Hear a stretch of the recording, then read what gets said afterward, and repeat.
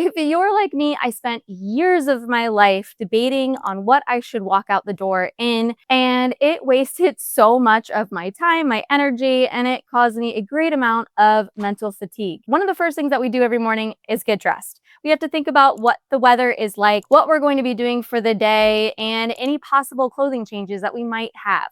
And with all these decisions running through our head in the morning, we don't need our clothing to be what trips us up every morning. So today I'm going to break down how I make a capsule wardrobe. This is if I was starting over 6 years ago, what I would be picking out first. And I'm going to focus in on spring and summer because that's what we're in right now. These clothing pieces I'm going to show you today are most likely already in your wardrobe. You just didn't know that you had something similar to this. And a lot of the clothes that you're going to see I've had for years or they were thrifted, so there's not going to be a whole lot of links. But this video is going to walk you through a ton of different ideas of how to use your wardrobe in a different and easier way. So let's start with one of the most basic ideas that was very difficult for me in the beginning, and that was how many clothing items should I really be starting if I'm just beginning my first capsule wardrobe. But this is how I would break it down. I would start with 4 tops, 4 bottoms, 1 to 2 dresses or rompers, and 2 pairs of shoes, and just a small handful of accessories. And so once we have that list, we can start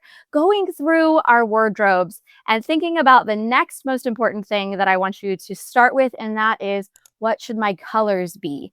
I'm somebody who goes through different phases of how much color I like in my wardrobe and how little. So this is going to be where I would start. Start with your neutrals. For me, I found that when I'm building a capsule wardrobe, I want to start with 80% neutrals, and then I can have 20% of the rest of the clothing being those like pops of color, those fun pattern pieces.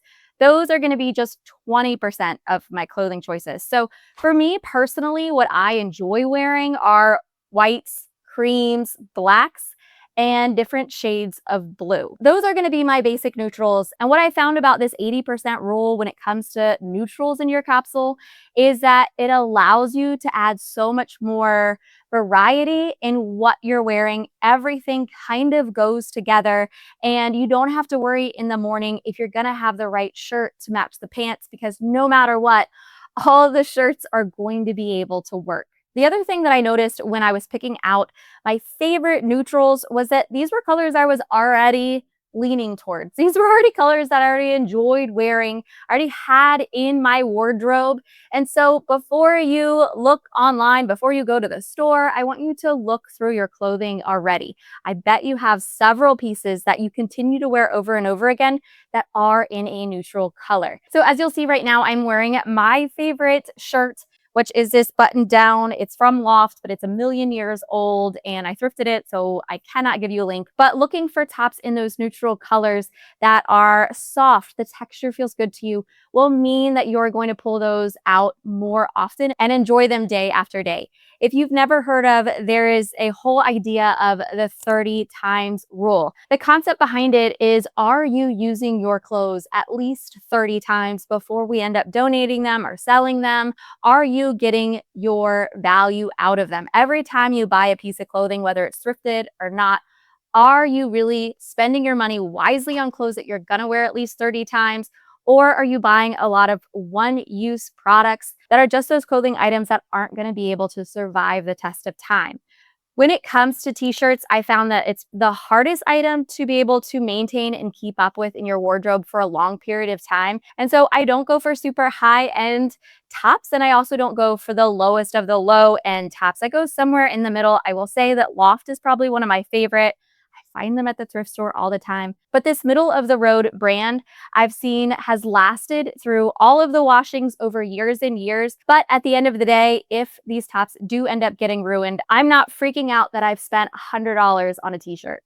Another thing about colors is that as you are matching your tops and your bottoms, I want you to think about all the different occasions, because you do want to make this capsule wardrobe something that can expand and be useful in all different occasions. So I have a lighter pair of pants. Now these are jeans, and so are my black ones.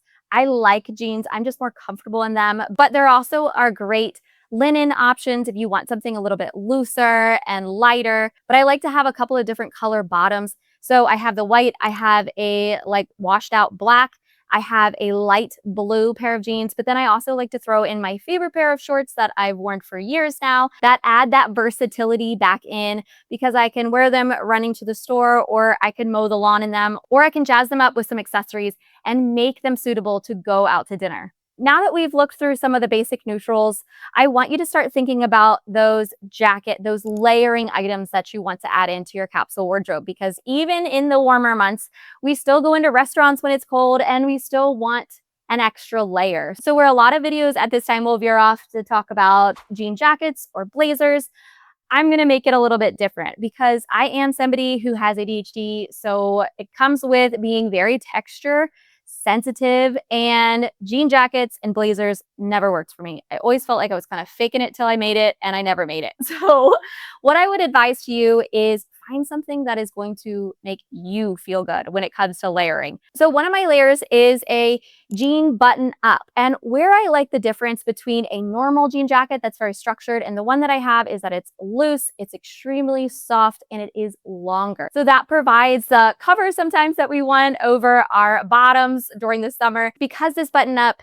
is not your normal standard jean jacket, it does easily go through all the different seasons because it can easily layer with long sleeve or a sweater. And also looking at the texture, it is much softer than what a normal jean jacket was. So there are lots of different varieties that you can add while still adding in our all favorite jean material. The other sweater that I'm adding into this capsule wardrobe is a very light black soft sweater. It's shorter, so it's going to fit with some of the dresses or shirts if I don't want something super long. And I looked for a light but soft texture. I think a lot of us will forget that as we're building in these capsule wardrobes and we're looking at these amazing people that have great ideas about your capsule wardrobe, if you are someone like me that is very texture oriented and can't stand being, confined by our clothing, then you're going to want to look for things that are looser, that are soft, because those are the things, no matter what, you're going to reach for anyway. I bet they're already at the front of your wardrobe. I bet they're already the thing that gets taken off the hanger a ton. And so we don't want to miscount our comfort in order to build a capsule wardrobe that everybody else has, right? Think about that and build in those layer items that you feel good in, that you feel comfortable in. Who cares if they're in fashion or not? This is a pretty quick one, but I wanted to add it in because I think it's extremely important. And as somebody who has been decluttering my clothes for over 6 years, I can say this idea never crossed my mind. And that is making sure that as you're building your capsule wardrobe, you add some variety into your clothing pieces, because no matter what time of year it is, there are weeks in our month where we do not want to wear clothing that is all tight or all white. We want different variety. And so in order to build in that variety, you want to make sure that you have clothing that is looser for those days when we all know that we want our bigger clothing. And you want to make sure you have those tighter fit clothing for when you're having a great week and you really want to go out and look fabulous. If we add in this variety to our clothes, it actually extends the life of our capsule wardrobe. And that's how I've created entire year-long wardrobes, thinking about, do I have different necklines? When it comes to V-neck or boat neck, do I have enough variety in the length of my clothing? Do I have variety in my pant length and the style? I love a flared pant, but that's probably my millennial self coming out. And I also love wide leg pants. I don't like skinny pants, so I don't have any of those. But if that's your calling and what you really enjoy, then just make sure that you're building that in, because that's going to extend the life of your capsule wardrobe. And that also is going to mean that when that awful 1 week comes around, or 2 weeks, a month, that you might not feel comfortable in all your clothing, you still have pieces in your wardrobe that you feel fabulous and great in, and they've got a little bit of stretch. Okay, so a few more important things that I need you to remember so that you don't get tripped up on this idea of a capsule wardrobe and thinking it has to be perfect. Something that's going to help you is thinking about the different purposes of each of these clothing and looking at each item very intentionally with, what is your purpose in my wardrobe, in my life? And that's where I love a good button up, whether it's the jean one that I wear year round or this one that I also wear year round with a sweater. These button down shirts can easily be closed or open. You can wear a layer with them on warmer days, or you can throw them over a dress or a pair of pants and completely transform what was a semi-mundane, boring outfit into something that makes you feel much more put together. And that multi-purpose idea has really helped me to be able to get away from the idea that you had to have certain clothing like blazers, like jean jackets, and more into the idea that how can I use this item in the most ways possible with the most outfits possible? You need those sweaters, those button-up shirts that can change out outfits so that you don't get bored in your wardrobe and feel like you need to go shopping again, because you know that you have a couple pieces that can pizzazz up some things and very easily change the look of an outfit. So now let's talk about one of the biggest changes that I've made when it came to my capsule wardrobe.